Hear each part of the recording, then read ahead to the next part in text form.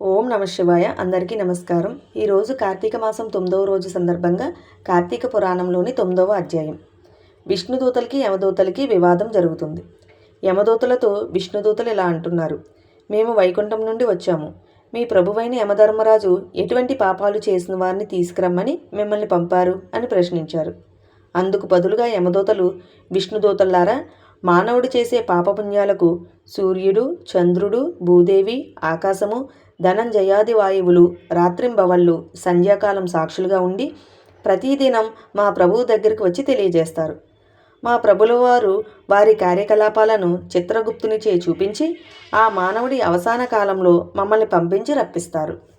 ఇంక వాళ్ళు ఎలాంటి పాపులంటే వేదోక్త సదాచారములు విడిచి వేద శాస్త్రములను నిందించేవారు, గోహత్య, బ్రాహ్మణ హత్య మహాపాపాలు చేసేవారు, పరస్త్రీలను కామించేవారు, పరాన్నం భుజించేవారు, తల్లిదండ్రులను, గురువులను, బంధువులను, కులవృత్తిని తిట్టి హింసించేవారు, జీవహింస చేసేవారు, దొంగ పద్దులతో వడ్డీలు పెంచి ప్రజలను పీడించేవారు, శిశుహత్య చేసేవారు, శరణన్న వాణ్ణి కూడా వదలకుండా బాధించేవారు, చేసిన మేలు మరచిన కృతజ్ఞులు, శుభకార్యాలు జరగకుండా అడ్డుపడేవారు, పాపాత్ములు. అటువంటి వారు మరణించగానే తన వద్దకు తీసుకొచ్చి నరకమందు పడేసి దండించమని యమధర్మరాజు గారి ఆజ్ఞ.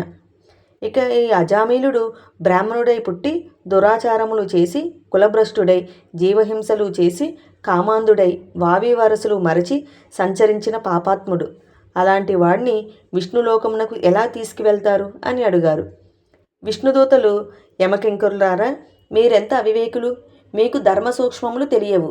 ధర్మ సూక్ష్మములు ఎలాంటివో చెప్తాం వినండి.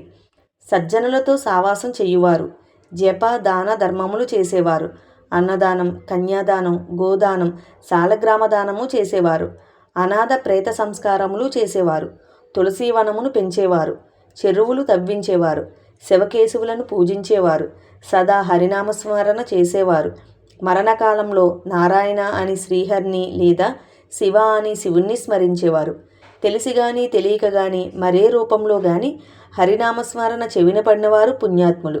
కాబట్టి అజామీలుడు ఎంత పాపాత్ముడైనా మరణకాలంన నారాయణ అని స్మరిస్తూ చనిపోయాడు.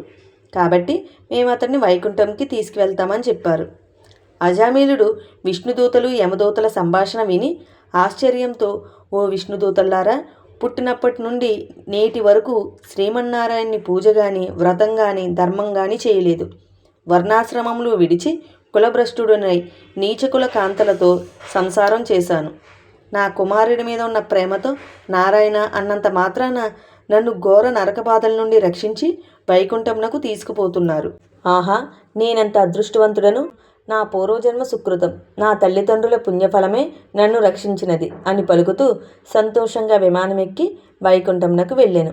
కాబట్టి జనక మహారాజా, తెలిసి గాని తెలియక గాని నిప్పును ముడితే ఎలా బొబ్బలెక్కి బాధ కలుగుతుందో అటులనే శ్రీహరిని స్మరించిన సకల పాపములు నశించి మోక్షం పొందుతారు. ఇది ముమ్మాటికి నిజం. ఇట్లు స్కాంద పురాణ అంతర్గత వశిష్ఠ ప్రోక్త కార్తీక మహత్యమందలి 9వ అధ్యాయం 9వ రోజు పారాయణం సమాప్తం.